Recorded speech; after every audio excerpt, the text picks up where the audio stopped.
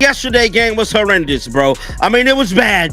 I mean, this one might be one for the ages, bro. I can't even lie. The referees just exposed their hand so bad, bro. I mean, they just didn't care no more. They didn't care. The world was watching how bad the calls was.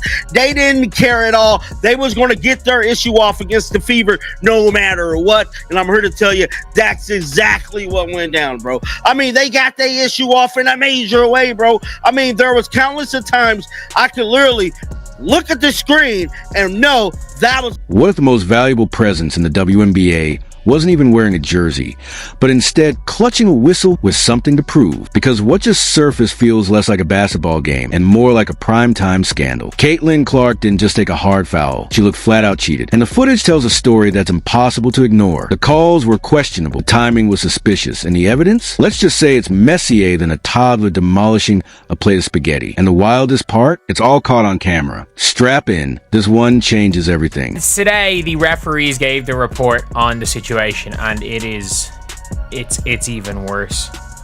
It's even worse than I imagined, and it was pretty grim. Like, it was a pretty grim overall Watching the WNBA and seeing how things are run, seeing how things are done, and after you've seen what it looks like to get it right, and you come in and see something looking really wrong, you're going to call it out. It is what it is.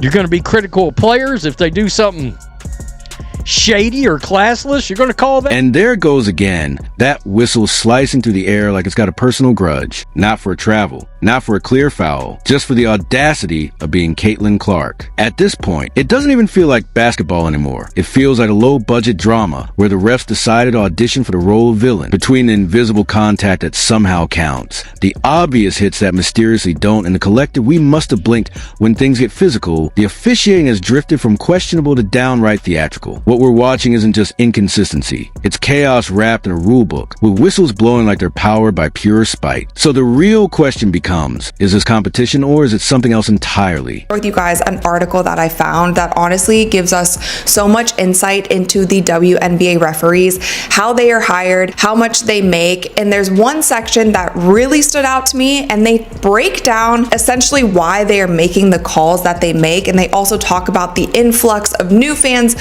flooding to the WNBA. They talk about Caitlin Clark a little bit. This article to me was really telling. It actually came out in January, but it was published by SB Nation, and it's entitled How WNBA Referees Are Scouted, Trained, and Held Accountable. Crowd isn't scratching their heads anymore. They're just tired. This is an edge-of-your-seat drama. It feels like sabotage unfolding in slow motion. When officiating starts to overshadow the athletes, it doesn't just swing a game. It drains the spark from a league like the WNBA that's fighting to grow. Fans show up for competition, not a masterclass in chaotic whistleblowing. It's like tuning into a cooking competition and watching the judges yank the plug on the oven mid-bake, then scold a chef for serving raw cake. And Caitlin Clark? She's a contestant standing there with composure, forcing a smile while her three-tier masterpiece collapses into sugary disaster at her feet. Hey, with what they say coming into the season, Kathy was made it her business to let them know that, referees is going to be getting assessed for this next season and make sure they're making the right, proper calls. Man, at this point, we need NBA refs all the time, bro. I don't want these YMCA, junior league, high school ass referees, bro. We need real life refs, because as of right now, they're costing the Indiana Fever major games that they definitely need. Let's be honest.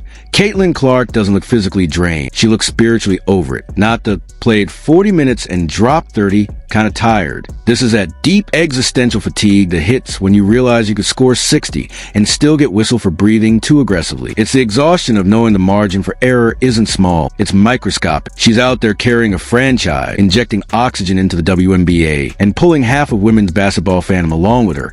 And somehow it still feels like the obstacles multiply every possession, instead of just battling defenders. It's like she's fighting gravity, momentum, and a rule book that suddenly bends at the worst possible moments. Tie her shoes together, blow the whistle early, call the charge late, whatever it takes to make the climb steeper. And yet, she keeps climbing. Last year started. You remember the lopsided officiating that we got last year? The All-Star break comes around, the Olympic break rolls around, and then what did we hear from Lynn Dunn? Lynn Dunn goes on the Dan Dockage show and she calls out the officiating. She calls out the refereeing. She calls out the WNBA. The lopsidedness that is being shown not in favor of the Indiana Fever. The clear biases when it comes to foul calls. The clear biases when it comes to not calling foul calls. Last year, it took us By the third quarter, you could see it all over her face. Of course, she looks worn down. Who wouldn't? Imagine being elite at what you do, delivering highlight after highlight, and realizing the toughest obstacle isn't the defense across from you, it's the stripes with whistles. Caitlin Clark can take contact that looks like it belongs in a wrestling ring, yet somehow get flagged for the mildest movement, like she violated some invisible rule no one else has to follow. It's not just questionable, it's absurd, like she wandered into a parallel universe where common sense got benched. And then there's Stephanie White on the sideline. She didn't just lose her cool, she looked like she'd sacrificed it for research purposes. Pacing, protesting, turning a deeper shade of red with every baffling whistle. It felt less like standard coaching frustration, and more like a live seminar on how exasperation builds in real time. Meanwhile, the officiating didn't even bother with the illusion of consistency. It was freestyle rule-making, improv night with a rule book, and everyone in the arena could see it, except apparently the people holding the whistles. Holistically, I think Caitlin Clark is a really hard player to officiate, much like Diana Taurasi was throughout the course of her career,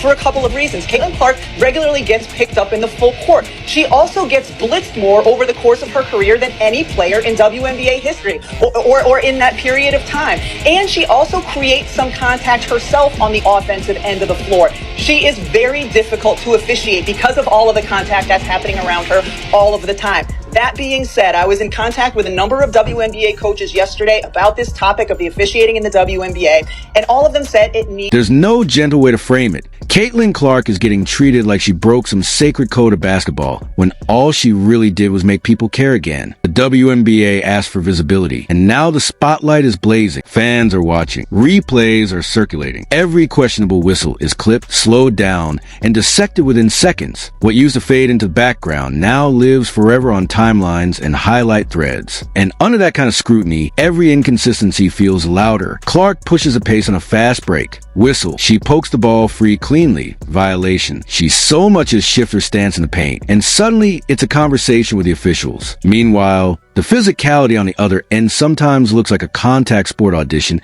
and draws little more than a shrug. That's where the frustration compounds. It's not just about a missed call here or there.